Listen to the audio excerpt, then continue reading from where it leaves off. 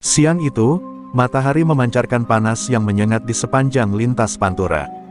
Aspal berkilau seperti cermin, memantulkan sinar ke mata siapapun yang berani menatap lurus ke depan. Di antara deru kendaraan besar dan aroma solar yang pekat, sebuah bas berwarna merah menyala melaju tenang namun pasti, bertuliskan besar di kaca depannya, Pos Sri Kandi. Di balik kemudi bas itu, duduklah seorang perempuan muda berkaus putih ketat, celana krem pendek, dan boots safety hitam yang mengkilap, terlihat kontras dengan kendaraan raksasa yang ia kendalikan. Namanya Laras Ayuning Tias, atau Laras saja bagi mereka yang mengenalnya. Di usia 20 tahun, ia sudah menjadi sopir akap antar kota antar provinsi, termuda di perusahaannya, menggantikan sang ayah yang stroke setahun lalu. Wajahnya manis, bersih, dengan sorotan mata yang tajam tapi tenang. Di punggung kaus putihnya tertera tulisan besar, Pos Sri Kandi. Tubuh ramping dan lengannya yang halus sering membuat orang salah sangka, mengira ia hanya pemanis di balik kemudi.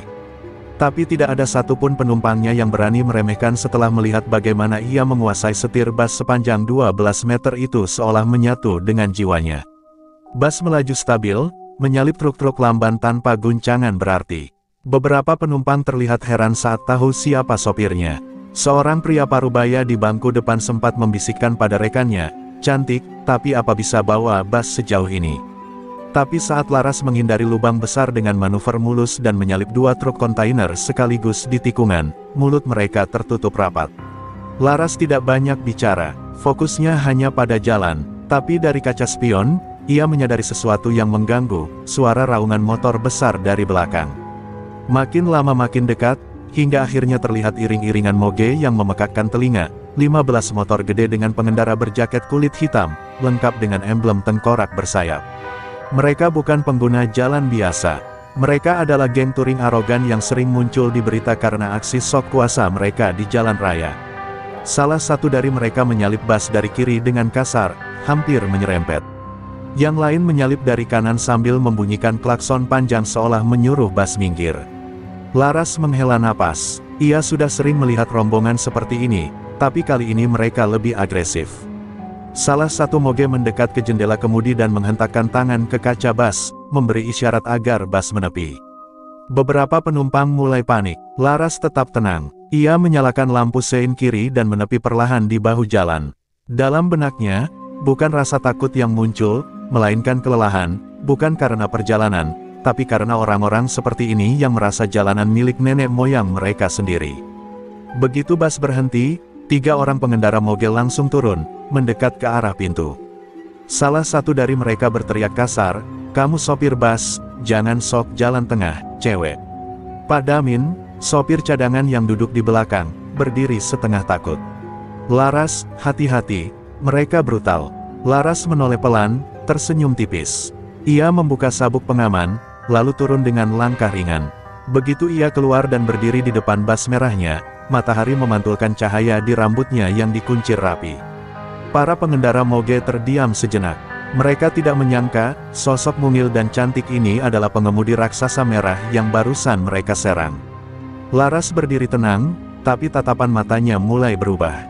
Dalam dadanya, napas mulai diatur perlahan. Ia tahu benar bagaimana berurusan dengan orang-orang seperti ini. Dan jika mereka melewati batas, dia siap.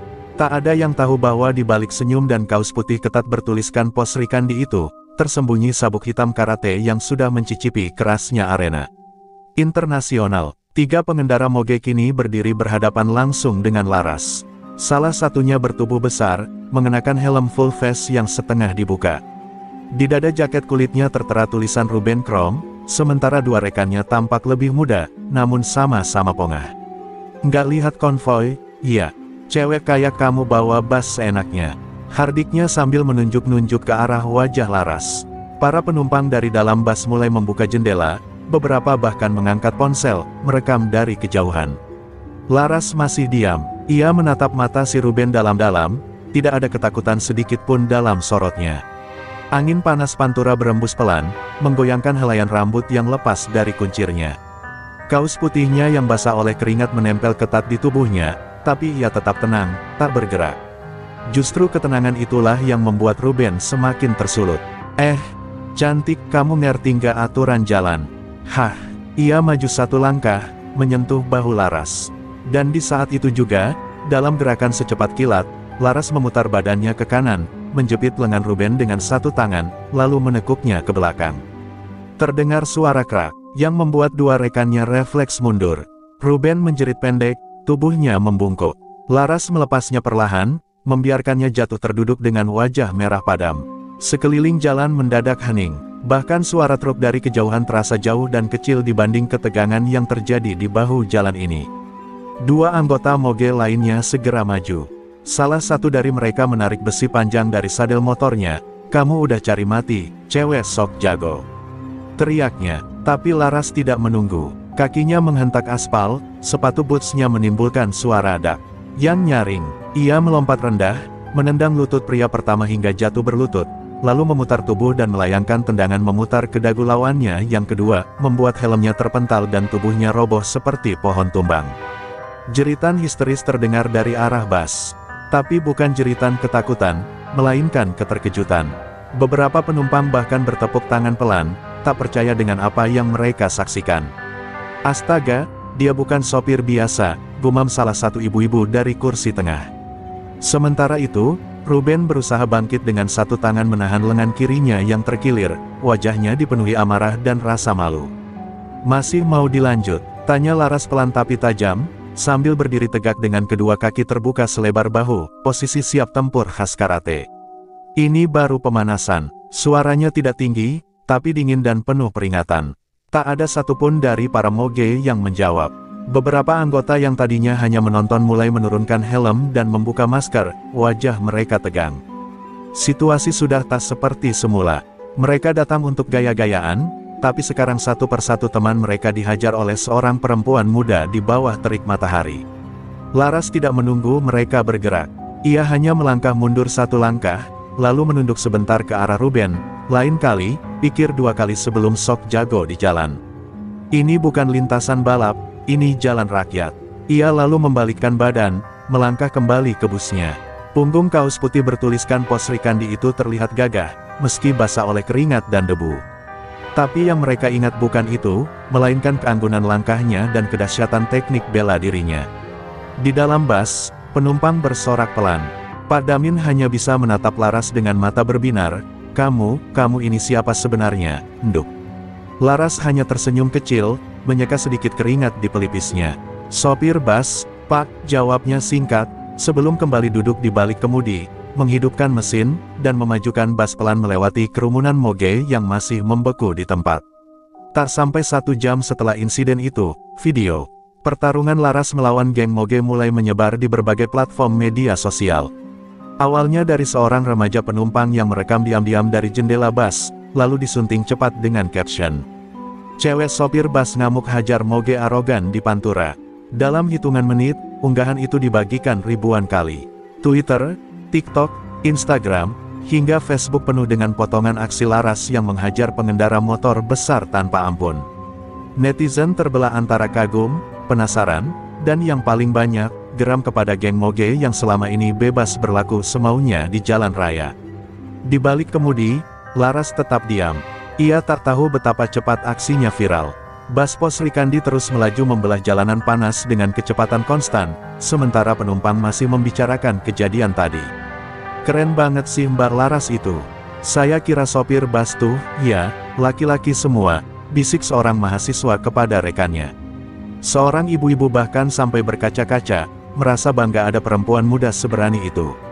Pak Damin hanya tersenyum simpul, seperti baru menyadari bahwa ia tengah duduk di samping legenda hidup yang belum disadari oleh dirinya sendiri. Namun di sisi lain, Ruben Krom duduk di bengkel kecil tak jauh dari tempat kejadian. Lengannya dibalut perban, sementara wajahnya dipenuhi rasa malu. Ia menatap layar ponsel temannya, video dirinya dipelintir oleh Laras sudah ditonton lebih dari 800.000 kali. "Gua dipermalukan sama cewek di depan anak-anak," gumamnya penuh dendam. "Nggak bisa dibiarkan. Gua bakal balas." Ia mengirim pesan ke grup Garuda Chrome Club. "Semua kumpul, kita bikin cewek itu tahu tempatnya." Kembali ke bus, Laras baru membuka ponselnya saat berhenti di sebuah warung untuk istirahat makan siang. Notifikasi meledak, ratusan mention dan pesan masuk. Nama akunnya tiba-tiba melonjak followernya. Bahkan ada wartawan lokal yang sudah mengirim DM memintanya jadi narasumber di acara talk show sore. Ia hanya menggeleng pelan, meletakkan ponsel, lalu menyeruput teh botol yang sudah tak dingin. "Cepat banget dunia sekarang," ucapnya pelan. Tapi di balik ketenangannya, ia mulai curiga, kejadian seperti ini tak akan berhenti begitu saja. Setelah makan, bus kembali berangkat menuju arah Semarang. Suasana dalam kabin mulai tenang, sebagian penumpang mulai tertidur. Tapi Laras tetap waspada, sesekali matanya melirik spion luar, memastikan tak ada yang mencurigakan. Hatinya punya naluri, ketika musuh merasa kalah dan dipermalukan, dendam bukan hal yang jauh. Ia tak takut, tapi juga tak naif. Di tengah perjalanan, sebuah mobil sedan hitam tanpa plat terlihat membuntuti dari kejauhan. Jaraknya stabil, Laras memperhatikan lewat kaca spion tengah. Ia tahu, bukan hanya kamera netizen yang sekarang memperhatikannya, tapi juga mereka yang ingin membungkamnya diam-diam. Jalan lintas Pantura yang panas kini menyimpan bara baru, antara sorotan dunia maya, dan dendam yang siap dibalas. Tapi Laras bukan perempuan yang mudah diintimidasi. Ia mengeratkan pegangan setir, pandangannya tajam ke depan. Di dalam dirinya, teknik karate yang sudah lama tidak digunakan penuh kini kembali mendidih perlahan. Kalau memang ini belum berakhir, maka ia siap. Karena baginya, menjadi sopir bukan hanya soal menjemput penumpang, tapi menjemput kehormatan di jalan yang penuh ketidakadilan. Hari mulai bergeser ke sore, langit Pantura berubah jingga kemasan. Bus Pos Rikandi tetap melaju stabil, melewati jalur Brebes menuju Pekalongan. Di dalam kabin, sebagian penumpang sudah terlelap, sementara sisanya menikmati angin sepoi dari jendela. Tapi di balik ketenangan itu, Laras merasa gelisah. Instingnya, yang terasa dari bertahun-tahun latihan karate, berkata ada bahaya yang membuntuti. Dan benar saja, mobil sedan hitam yang tadi terlihat di rest area masih setia. Menjaga jarak di belakang, Laras memicingkan mata. Sedan itu tak pernah menyalip, juga tak pernah menjauh.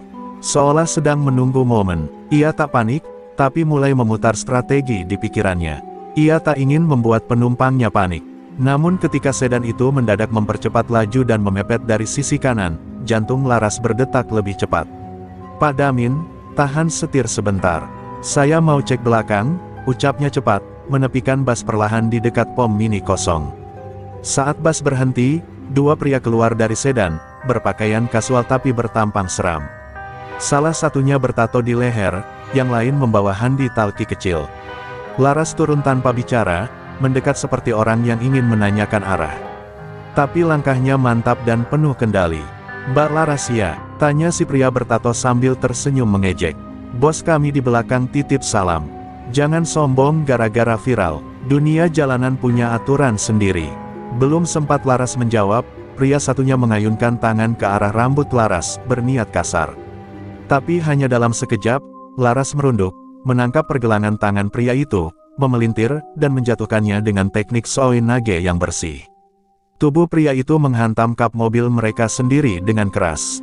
Si pria bertato langsung maju, namun Laras sudah melayangkan tendangan ke perutnya, membuatnya terdorong mundur hingga menabrak tiang papan iklan pom mini. Pak Damin yang menyaksikan dari bus hanya bisa melongo. "Gusti, luwes tenan gerakannya," gumamnya. Para penumpang mulai berdiri dari kursi mereka, melihat keluar jendela. Salah satu remaja sempat berteriak, "Itu dia lagi. Mbak Laras lawan orang jahat lagi." Suasana kembali panas, meski matahari mulai turun. Jalanan yang sepi kini menjadi saksi satu pertarungan cepat dan brutal di bawah langit senja. Kedua pria itu terkapar. Laras berdiri dengan napas teratur, wajahnya hanya menunjukkan sedikit kelelahan. Ia tahu, ini bukan serangan iseng. Ini pesan. Ruben Krom sedang mengirim sinyal bahwa ia tak tinggal diam. Laras menatap ponselnya, satu pesan masuk dari nomor tak dikenal. "Kamu mulai masuk wilayah berbahaya. Berhentilah sebelum kamu nggak bisa pulang." Laras tak membalas. Ia naik kembali ke kabin bus, menyalakan mesin, lalu bicara pelan ke mikrofon pengeras suara kabin, "Maaf atas keterlambatan. Kita lanjut perjalanan." Tidak satu pun penumpang protes. Justru beberapa mulai bertepuk tangan pelan.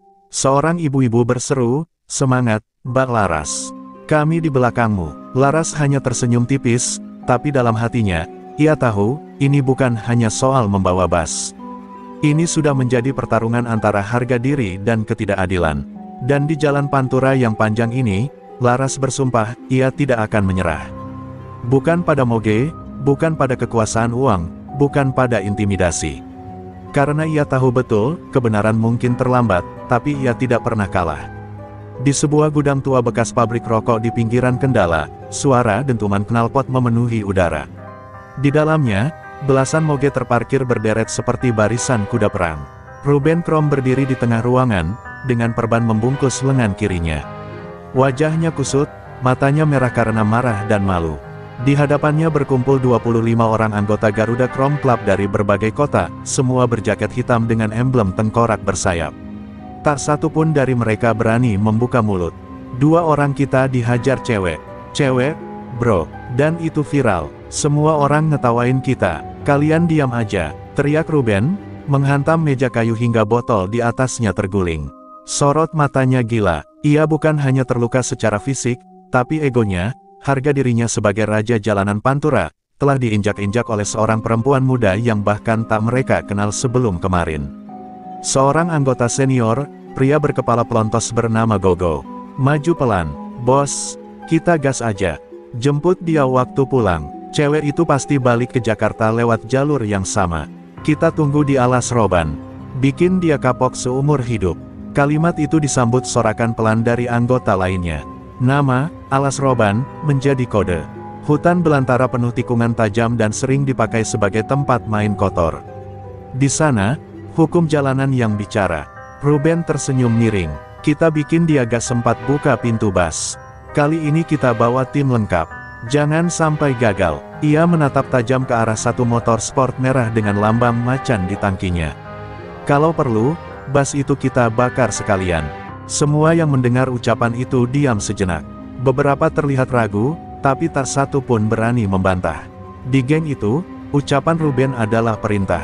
Sementara itu, Laras sudah memasuki jalur tol Batang Semarang untuk menghindari moge yang mungkin masih berkeliaran di jalur biasa. Malam mulai turun perlahan, langit menjadi gelap dan udara lebih dingin. Di dashboard bus, Laras membuka kunci tas kecil berwarna hitam. Di dalamnya, sepotong sabuk karate hitam tergulung rapi. Ia menatapnya lama, sebelum mengikatkannya ke pergelangan tangan kanannya. Kalau mereka pikir aku bakal lari, mereka salah. Pak Damin memperhatikannya dari bangku cadangan. Laras, kamu yakin kuat hadapi mereka sendirian? Suaranya berat, penuh kecemasan. Laras menatap jalan di depan, lampu-lampu tol menari di kaca depan bus. Aku nggak sendirian, Pak. Ada penumpang yang harus selamat. Ada nama ayahku yang harus aku jaga. Dan ada kebenaran yang nggak bisa aku biarin diinjak begitu aja. Ucapannya tegas, namun matanya tetap lembut, campuran ketegaran dan luka yang telah lama ia simpan sendiri. Tak jauh dari sana, 2 motor besar kembali menyalip bus mereka, tapi kali ini hanya lewat tanpa mengganggu. Laras tahu, ini seperti sinyal, mereka mengawasi. Ia menyalakan radio sebentar, lalu mematikannya lagi. Terlalu sunyi, gumamnya, tapi ia tahu, badai tak akan datang dengan suara. Ia datang dengan tanda-tanda yang hanya bisa dibaca oleh mereka yang waspada. Dan Laras, sudah membaca semua itu sejak insiden pertama. Di belakangnya, para penumpang mulai tertidur. Tapi di dalam hati Laras, amarah dan kesiagaan tak pernah tidur.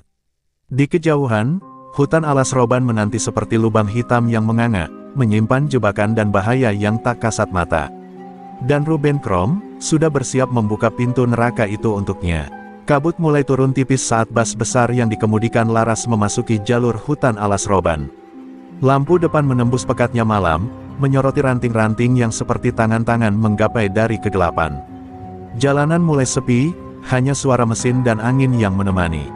Pak Damin sudah terlelap di kursi cadangan, sementara para penumpang nyaris semua tertidur. Tapi Laras tahu, ini bukan malam biasa. Ini malam di mana dendam akan mengalir lewat suara knalpot. Tiba-tiba, dari kejauhan, ia melihat bayangan merah melintang di tengah jalan.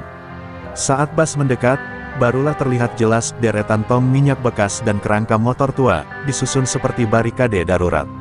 Refleks, Laras menginjak rem perlahan, menghentikan laju bus. Dan seolah sudah diatur waktunya, dari balik pepohonan kiri kanan jalan, muncullah suara-suara knalpot moge meraung gila. Sekitar 15 motor besar mengurung bas, lampu-lampu mereka menyala tajam seperti mata binatang buas. Ruben Krom memimpin dari depan, berdiri di atas motornya dengan jaket terbuka dan rantai baja melilit di pinggang. "Turun kau, cewek bas. Malam ini kita selesaikan urusan," teriaknya keras, menggema di tengah hutan. Laras menarik napas panjang, melepas jaket seragamnya dan mengenakan sabuk karate hitam di pinggang. Ia menatap bayangannya di kaca spion dan berbisik pelan, "Ayah, aku butuh kekuatanmu." Malam ini, dengan tenang, Laras membuka pintu bas dan turun. Udara dingin menyentuh kulitnya, tapi tubuhnya panas terbakar adrenalin. Para moge mengelilinginya, tertawa mengejek. "Cewek sok jago, berani turun sendiri, nanti nyesel," kata salah satu anggota, maju membawa pentungan besi. Tapi sebelum dia sempat mengayunkannya, Laras berputar dan menghantam dagunya dengan tendangan putar yang membuat pria itu terpental 3 meter dan pingsan seketika. Hening, semua terdiam. Ruben mengepalkan tangan. Beberapa anggota langsung menyerbu, tapi Laras seperti bayangan, menghindar, melompat, memutar tubuh dan menghantam lawan dengan siku, lutut, dan tendangan akurat. Suara tulang beradu, jeritan kesakitan, dan dentingan rantai menjadi simfoni perang malam itu. Geng moge yang biasa menindas orang jalanan kini dipermalukan satu persatu oleh perempuan yang mereka anggap lemah. Dari dalam bas, salah satu penumpang, seorang pria muda, terbangun dan mengintip dari jendela. Matanya membelalak melihat Laras melawan seperti pendekar film laga. "Astaga, sopir kita cewek karate," gumamnya tak percaya. Segera dia membangunkan penumpang lainnya. Mereka mulai bersorak, menyemangati dari dalam bas. Suara dukungan itu menjadi bahan bakar mental Laras, bahwa ia bukan hanya bertarung untuk dirinya, tapi untuk semua orang yang berharap aman malam itu. Ruben akhirnya maju sendiri. Dengan rantai baja di tangan, ia menyerang cepat dan membabi buta. Tapi Laras tak gentar. Ia menangkap ujung rantai, memutar tubuh Ruben, lalu menghantamkan lutut ke perutnya dan menjatuhkan pria itu ke tanah. Tak berhenti sampai di sana, Laras menendang rantai ke arah wajah Ruben hingga pelipisnya berdarah. "Kau pikir aku cuma perempuan biasa?" bisiknya dingin. Ruben tergolek tak berdaya. Puluhan moge tergeletak, pemiliknya mengerang, dan malam itu, hutan Alas Roban menyaksikan kekalahan geng motor oleh satu perempuan dan keberanian yang tak bisa ditakar gender. Matahari belum sempurna naik ketika video aksi Laras menghajar geng moge mulai menyebar luas di media sosial. Salah satu penumpang yang merekam dari balik jendela mengunggah potongan video berdurasi 2 menit, lengkap dengan caption, "Sopir bas perempuan hajar geng motor di Alas Roban. Gila, ini baru pahlawan jalanan." Dalam hitungan jam, video itu menembus 1 juta tayangan. Laras, yang awalnya hanya dikenal sebagai sopir bas malam rute Semarang-Jakarta, kini dijuluki netizen sebagai Sri Kandi Alas Roban. Namun, di balik pujian yang membanjiri kolom komentar, ancaman mulai bermunculan. Beberapa akun anonim yang diduga simpatisan geng moge menuliskan kata-kata bernada balas dendam. "Lu pikir bakal aman terus, cewek sok jago," tulis seseorang. Bahkan, ada yang terang-terangan menyebarkan alamat garasi bas tempat Laras bekerja. Manajer perusahaan angkutan langsung menghubungi Laras dan memintanya untuk menenangkan diri sementara waktu. Bukan karena takut, tapi demi keselamatannya. Laras duduk di warung kopi dekat terminal, menatap ponsel yang tak henti bergetar. Ia membaca komentar dari ribuan orang yang menyebutnya inspirasi, simbol keberanian, bahkan pahlawan nasional. Tapi di matanya, semua itu justru mengaburkan sesuatu yang penting. Ia tidak pernah mencari ketenaran. Ia hanya ingin semua orang aman malam itu. Ia menghela napas berat, merasakan tekanan yang tak pernah ia bayangkan sebelumnya. Di rumah kontrakannya yang sederhana, ibunya terisak dalam diam saat menonton berita di televisi. "Kamu bisa terbunuh, Laras," gumam sang ibu sambil menggenggam foto mendiang suaminya, seorang pelatih karate yang gugur saat menolong tetangga dari perampok. Laras duduk di sampingnya, memegang tangan ibunya. "Aku nggak nyari masalah, Bu. Tapi kadang kita harus jadi masalah buat orang jahat, biar mereka nggak semena-mena lagi," jawabnya dengan suara rendah tapi penuh keteguhan. Sementara itu, di markas rahasia geng moge di kawasan Cikampek, Ruben Krom dirawat dengan wajah lebam dan 2 tulang rusuk retak. Rasa malu tak bisa ditutupi. Anak buahnya saling pandang, bingung dan ragu. Beberapa bahkan mulai mempertanyakan kepemimpinannya. Namun, Ruben tak peduli. Dengan suara serak dan mata membara, ia berucap singkat, kita cari dia. Kita bikin dia nyesel pernah lahir ke dunia. Laras menerima telepon dari seseorang tak dikenal malam itu. Suaranya berat dan dingin. Kamu pikir sudah selesai? Tunggu saja, kami gak akan diam. Laras mematung. Ia tahu, ini bukan lagi soal membela diri, ini sudah masuk ke medan perang. Tapi kali ini, ia tak akan gentar. Ia memutuskan untuk menghubungi seorang sahabat lama ayahnya, yang kini menjadi instruktur bela diri sekaligus mantan intel. Ia tahu, untuk bertahan di dunia yang makin gelap ini, ia tak cukup hanya dengan tendangan dan sabuk hitam. Malam itu, Laras berdiri sendiri di atap garasi bus, menatap langit malam yang kelam. Ia bukan lagi hanya seorang sopir bus. Ia telah menjadi simbol perlawanan terhadap ketidakadilan di jalanan. Tapi simbol itu kini diburu. Dengan dada yang berdegup pelan namun mantap, Laras berbisik ke langit, aku tidak akan lari. Tapi aku harus bersiap, karena pertempuran sesungguhnya baru saja dimulai. Laras mengetuk pintu rumah tua berarsitektur kolonial di pinggiran Magelang. Di balik daun pintu yang usang itu, berdiri seorang pria setengah baya berbadan kekar dengan tatapan tajam, Pak Tirta, sahabat lama ayahnya yang dulu dikenal sebagai bayangan TNI, mantan anggota pasukan khusus yang kini hidup menyendiri. Saat melihat Laras berdiri tegak di ambang pintu, mata pria itu langsung berubah sayu. Kamu anaknya Wira? Iya. Kudengar kamu bikin ribut jalanan, katanya setengah mencibir, setengah bangga. Laras hanya mengangguk, mencoba menahan emosi yang menggelegak. Tanpa banyak bicara, Pak Tirta mengajak Laras masuk ke halaman belakang. Di sanalah, di bawah pohon mangga besar dan rerumputan basah, latihan pun dimulai. Tidak ada ampun, Laras dilempar ke tanah, dipukul kayu, disuruh bertahan dengan mata tertutup. Kamu bukan sedang latihan karate untuk ujian sabuk. Kamu sedang dilatih untuk bertahan hidup, teriak Pak Tirta dengan suara parau. Luka di siku dan lutut Laras mulai berdarah, tapi dia tidak mengeluh. Justru di balik rasa sakit itu, ada kobaran tekad yang tumbuh. Malamnya, saat hujan turun deras, Pak Tirta mengeluarkan sebuah kotak kayu tua. Di dalamnya tersimpan sabuk hitam legendaris milik almarhum ayah Laras, lengkap dengan emblem Dojo Garuda Emas. Ayahmu dulu nyaris terbunuh melindungi orang lain. Sekarang kamu mewarisi nyalinya. Tapi ingat, jangan sampai kamu mati sia-sia. Gunakan ini jika kamu sudah siap, bukan untuk membalas dendam, tapi untuk menegakkan keberanian, ucap Pak Tirta sambil meletakkan sabuk itu di tangan Laras. Air mata Laras menetes tanpa suara. Sementara itu, geng Moge yang dipimpin Ruben Krom mulai menyusun rencana licik. Mereka menyebarkan intel di berbagai terminal dan rumah makan sepanjang Pantura. Salah satu anak buah Ruben bahkan menyamar sebagai kernet bus dan mencoba mendekati rekan kerja Laras di garasi. Mereka tak ingin hanya membalas secara fisik, mereka ingin menghancurkan reputasi, mental, bahkan orang-orang terdekat Laras. Kejahatan mereka semakin sistematis dan terorganisir. Kembali di Magelang, Laras mengalami mimpi buruk. Ia melihat ayahnya terkapar di jalan dengan tubuh penuh luka, dikeroyok oleh gerombolan bayangan. Dalam mimpi itu, sang ayah berbisik, Laras, keberanianmu adalah warisanku, tapi kehormatanmu adalah tanggung jawabmu. Laras terbangun dengan tubuh berkeringat, napas memburu, dan tangan menggenggam sabuk hitam, yang kini sudah ia ikat di pinggang sejak tadi malam. Ia tahu waktunya sudah dekat. Keesokan paginya, Laras bersiap kembali ke Jakarta.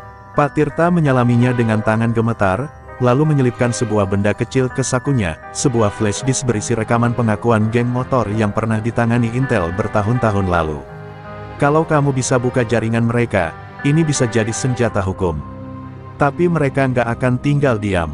Siap, Laras menatap lurus. Kalau aku harus melawan sistem kotor dan geng jalanan sekaligus, maka aku akan lakukan, untuk semua sopir yang selama ini diam karena takut. Bus malam kembali melaju, tapi kali ini, Laras bukan hanya sopir yang menjaga keselamatan penumpang. Ia adalah simbol perlawanan yang sedang menuju ke medan baru, lebih luas, lebih rumit, lebih berbahaya. Jalan panjang terbentang, dan dalam kegelapan malam itu, Laras menggenggam erat kemudi dengan satu tujuan, keadilan, bukan hanya untuk dirinya, tapi untuk setiap orang yang pernah diinjak oleh kesewenang-wenangan. Setibanya di Jakarta, Laras langsung disambut hiruk-pikuk terminal bus yang padat dan bising. Namun kini, Matanya tak lagi sekadar melihat jalan dan penumpang, melainkan juga memindai wajah-wajah yang mungkin menjadi bagian dari jaringan geng moge yang selama ini mengintimidasi sopir-sopir kecil. Dengan flash disk di sakunya, ia bertekad membuka kedok para pemeras dan pengacau jalanan itu dari dalam sistem. Laras mulai dengan menghubungi beberapa teman lama ayahnya, termasuk mantan intel yang kini bekerja sebagai penyidik kepolisian anti-premanisme. Mereka sepakat bekerja sama secara rahasia, menyusun rencana pengumpulan bukti agar geng moge bisa dihentikan tanpa memicu kekerasan berlebih. Di sela-sela waktu, Laras kembali ke garasi bus dan mulai melakukan pengamatan, mencatat pola pergerakan dan anggota geng yang sering muncul. Suatu malam, saat bus sedang parkir dan penumpang tidur pulas, Laras dengan hati-hati menghubungkan flash disk ke laptopnya. Rekaman dan dokumen yang tersimpan di dalamnya membuka tabir jaringan gelap yang lebih luas dari perkiraannya. Ada keterlibatan oknum polisi dan beberapa pejabat kecil yang ikut menikmati hasil pungli dan perlindungan geng motor. Laras merasakan amarah yang membara, bukan hanya karena pengkhianatan, tapi juga karena rasa keadilan yang mulai terkikis. Dalam waktu singkat, berkat bantuan intel dan teman ayahnya, Laras mulai mengirimkan bukti ke media yang dipercaya dan juga ke beberapa lembaga anti korupsi. Namun, ini membuatnya menjadi target yang lebih besar. Suatu malam, saat pulang dari garasi, Laras merasa diikuti oleh dua motor yang mencurigakan. Detak jantungnya melonjak, tapi ia tetap tenang. Ia memacu langkah, berusaha tidak panik dan mencari jalan untuk menghindari kejaran mereka. Keberanian Laras tak hanya menginspirasi rekan-rekan sopir lain, tapi juga membuat beberapa anggota geng moge yang sebelumnya takut mulai berpikir ulang. Beberapa dari mereka bahkan diam-diam menawarkan bantuan, menyadari bahwa pertarungan ini bukan hanya antara geng motor dan satu orang perempuan, tapi soal harga diri dan masa depan jalanan. Laras menerima tawaran itu dengan waspada, tapi juga dengan harapan. Di tengah kesibukan itu, hubungan Laras dengan Pak Damin semakin kuat. Pak Damin menjadi sosok pelindung dan pengingat bagi Laras bahwa walau mereka berperang melawan kegelapan, tetap ada keluarga dan penumpang yang harus dijaga. "Jangan sampai kau lupa siapa yang kita lindungi, Laras," katanya suatu malam sambil menyandarkan kepala ke jendela bus. Laras tersenyum, menyadari bahwa perjuangan ini bukan untuk dirinya sendiri. Sementara itu, Ruben Krom dan gengnya semakin frustasi. Rencana mereka untuk mengintimidasi Laras gagal. Justru kini mereka menjadi bulan-bulanan media dan pengawasan polisi. Ruben menatap layar ponselnya yang penuh notifikasi protes dan hinaan, sadar bahwa kekuasaannya mulai runtuh. Namun ia tak menyerah. "Ini belum selesai," gumamnya. "Aku akan buat dia menyesal." Di sebuah sudut Jakarta yang gelap, Laras mengangkat kepalan tangannya dan berbisik, "Ini baru permulaan. Aku akan lawan sampai habis. Untuk ayahku, untuk semua sopir yang takut, untuk keadilan." Lampu kota berkelap-kelip di bawahnya, menandai babak baru dalam pertarungan yang tak lagi hanya tentang seorang sopir bus, melainkan tentang keberanian seorang Srikandi sejati. Malam Jakarta menyambut Laras dengan gemerlap lampu dan hiruk-pikuk tak pernah tidur. Namun di balik kilauan itu, gelombang bahaya mulai mengintai. Seminggu setelah bukti korupsi dan pungli geng moge tersebar, Laras merasa semakin diawasi. Motor hitam berkelir gelap dan sosok-sosok bayangan mulai mengikuti kemanapun ia pergi. Jalanan ibu kota yang dulu hanya penuh hiruk-pikuk kini berubah menjadi medan perang diam yang syarat jebakan. Pada suatu malam saat ia hendak pulang dari garasi bus di daerah Cakung, Laras menyadari dua motor hitam mulai mendekat. Instingnya langsung menyala. Dengan cekatan, ia mengambil jalan kecil di gang sempit berliku yang hanya ia kenal, berusaha melepas kejaran. Tapi mereka tak mudah putus asa. Satu motor menyalip dan memblokir jalan keluar. "Udah nggak bisa kabur, cewek!" teriak suara kasar dari helm gelap. Laras menguatkan genggaman tangan di kemudi, menyiapkan diri untuk menghadapi bahaya. Dalam detik-detik genting itu, Laras tiba-tiba membalikkan bus sedikit ke belakang dan mengebutkan mesin. Suara knalpot meraung nyaring di gang sempit, membuat beberapa motor kehilangan keseimbangan. Satu pengendara hampir jatuh, sementara yang lain terpaksa mengerem mendadak. Dengan keberanian dan keterampilan mengemudi yang luar biasa, Laras melewati celah sempit dan menembus keluar gang, meninggalkan para penguntit yang kewalahan. Namun bahaya belum selesai. Sesaat setelah keluar ke jalan raya yang lebih ramai, Laras melihat segerombolan motor besar menunggu di persimpangan. Mereka membentuk barikade sengaja untuk memblokir jalannya. Ruben Krom muncul di depan dengan wajah penuh dendam dan keangkuhan. Kamu pikir bisa lari selamanya, cewek Bas? Ini waktu kamu bayar semua yang sudah kamu lakukan. Teriak Ruben sambil mengacungkan rantai besi. Laras menghela napas panjang. Dengan suara tenang tapi tegas, ia membalas, aku tidak akan berhenti sampai kalian berhenti menyiksa orang lain. Dengan sigap, ia memundurkan Bas sedikit, menyiapkan diri untuk pertempuran lain. Meski posisi tak menguntungkan, semangatnya berkobar. Ia tahu, bukan hanya nyawa yang dipertaruhkan, tapi martabat dan keadilan yang harus dijaga. Penumpang di dalam bus mulai panik, beberapa bahkan menangis. Pak Damin berusaha menenangkan sambil mengunci pintu kabin dan menyodorkan sabuk pengaman kepada para penumpang. Di luar, suara knalpot dan teriakan mulai semakin keras. Laras menatap ke spion, mencari celah untuk melarikan diri. Tapi jalan buntu dan geng Moge sudah siap menghadangnya dengan segala kekuatan. Pertarungan malam itu berlangsung sengit. Laras mengandalkan teknik karate yang dipadukan dengan kemahirannya mengendalikan bas besar. Tendangan dan pukulan menghantam anggota geng yang mencoba mendekat, sementara bas melaju zigzag untuk menghindari serangan. Sementara itu, suara sirene polisi mulai terdengar dari kejauhan, menambah ketegangan dan memberi harapan. Di tengah kekacauan itu, Laras menatap langit malam yang gelap. Ia tahu, ini bukan hanya soal dirinya. Ini tentang siapa yang berani berdiri melawan ketidakadilan di jalanan, dan siapa yang memilih menyerah pada kekuasaan gelap. Dengan napas berat tapi penuh keyakinan, ia bertekad pertarungan. Ini belum berakhir, aku akan bertahan, sampai keadilan menang. Sirene polisi kian mendekat, suaranya mengiris malam Jakarta yang penuh ketegangan. Di tengah kerumunan Moge yang mengepung, Laras masih bertarung gigih, menangkis serangan dengan tangan terampil dan mengendalikan bas besar dengan presisi. Tiba-tiba, dari kejauhan, dua motor patroli polisi melaju kencang, menembus kerumunan. Ayo, mundur sekarang, polisi datang, teriak salah satu petugas. Ruben Krom dan anak buahnya buru-buru mundur, tapi bukan tanpa perlawanan. Mereka melepaskan serangan terakhir dengan melemparkan batu dan botol ke arah bas. Laras menutup jendela, melindungi penumpang. Ini kesempatan kita, ujar Pak Damin kepada penumpang yang mulai panik. Dengan sigap, Laras menginjak gas, melewati celah-celah yang dibuka oleh polisi. Setelah berhasil lolos dari kepungan, Laras memarkir bas di sebuah tempat tersembunyi di pinggir kota. Nafasnya memburu, keringat membasahi kening. Saat ia hendak turun, sebuah sosok pria muncul dari bayang-bayang, berpenampilan sederhana tapi matanya tajam, mengenakan jaket kulit lusuh. Aku dengar kamu butuh bantuan, kata pria itu dengan suara berat namun ramah. Laras menatap sosok itu waspada. Siapa kamu? Kenapa tiba-tiba muncul? Tanyanya. Pria itu tersenyum tipis, lalu memperkenalkan diri sebagai Adi, mantan anggota geng motor yang sudah keluar dari dunia gelap dan kini bertekad menebus kesalahannya dengan membantu orang-orang seperti Laras. Aku tahu cara kerja mereka, dan aku bisa membantumu mengungkap semuanya. Meski ragu, Laras merasa ada secercah harapan. Ia sadar, melawan geng motor dan korupsi yang sudah mengakar tidak bisa sendirian.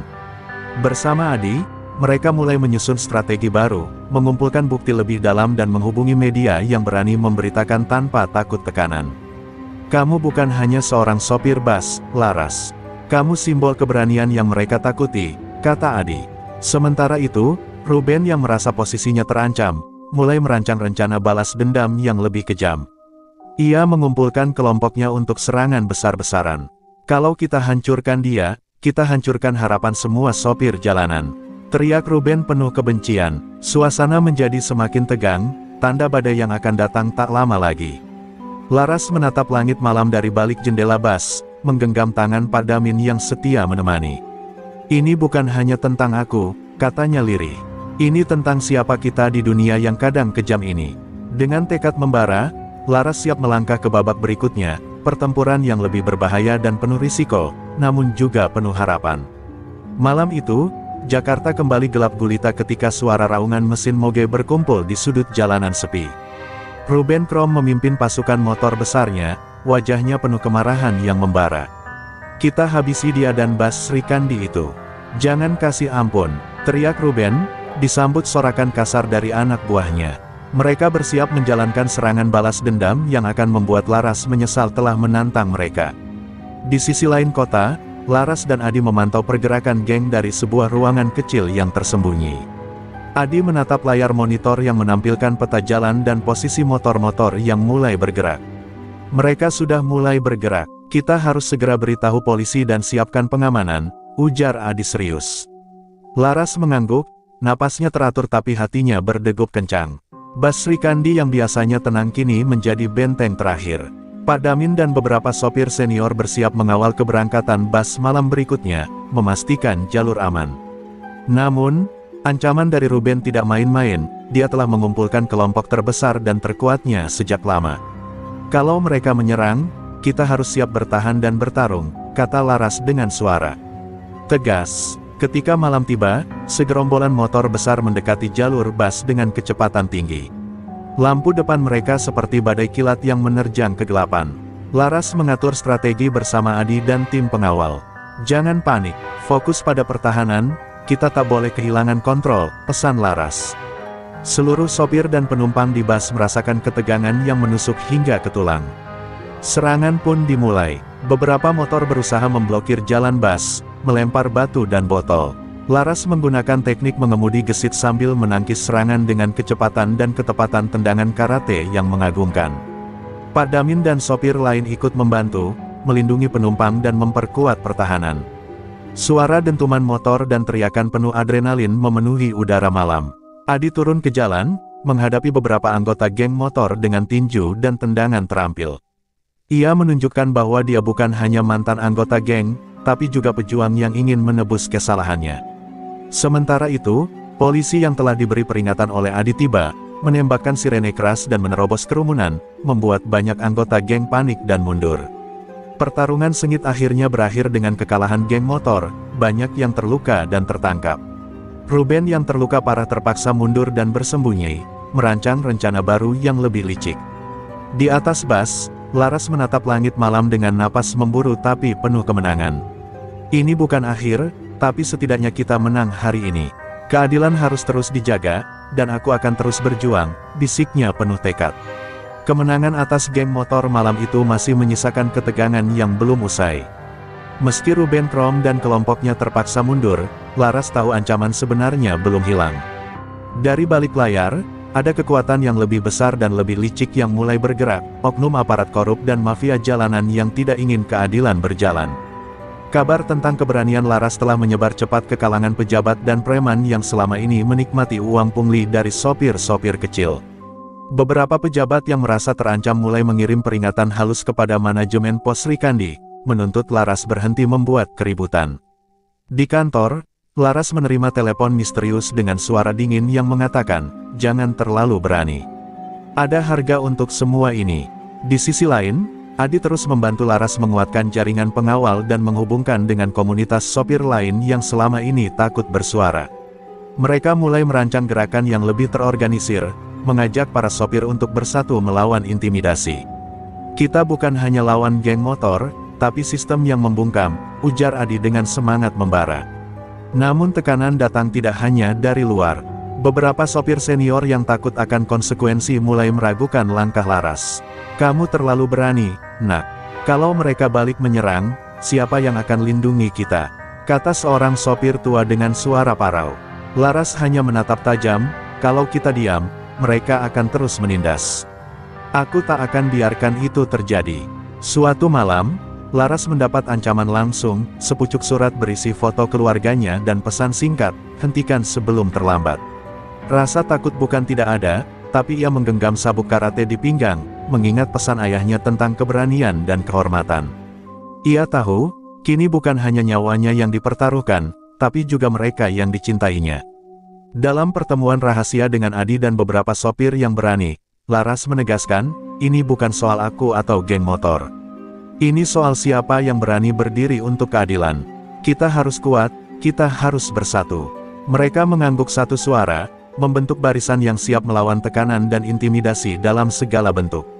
Di tengah segala tekanan dan ancaman, Laras juga mulai menemukan kekuatan baru dari dalam dirinya, bukan hanya sebagai pejuang fisik, tapi juga sebagai pemimpin dan simbol harapan bagi para sopir kecil yang selama ini terpinggirkan. Dalam kesunyian malam, ia menatap ke arah bas merah Srikandi, merasa siap menghadapi apapun yang datang. Di sebuah gudang tua yang disulap menjadi markas rahasia, Laras dan Adi bersama para sopir pemberani berkumpul, membahas strategi yang akan mengguncang akar mafia jalanan. Peta kota Jakarta terbentang di meja, penuh tanda dan catatan rencana.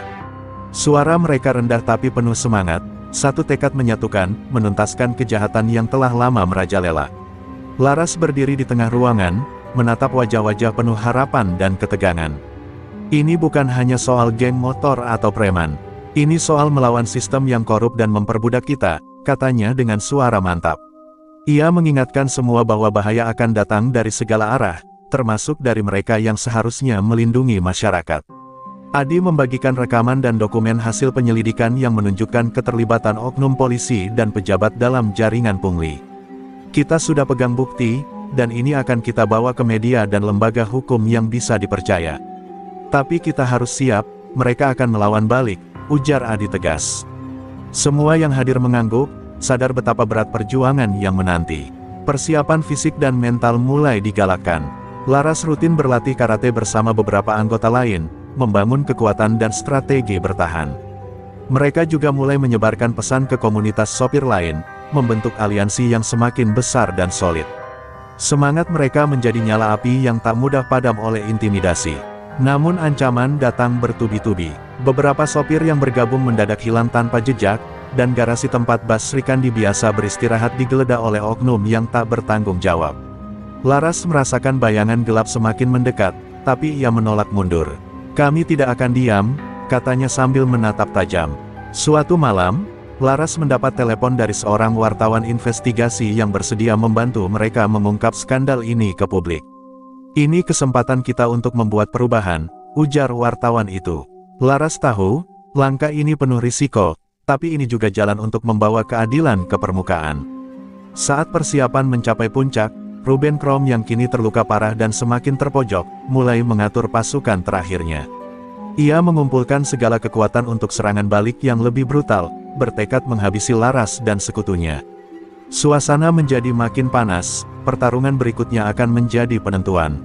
Di tengah malam yang sunyi, Laras berdiri di depan bas merah Srikandi, menatap bintang-bintang di langit. Dengan sabuk hitam terikat di pinggang, ia berbisik, ini bukan hanya tentang aku. Ini tentang kita semua yang menolak hidup dalam ketakutan. Api semangat di matanya menyala terang, siap mengobarkan perlawanan yang tak akan pernah padam.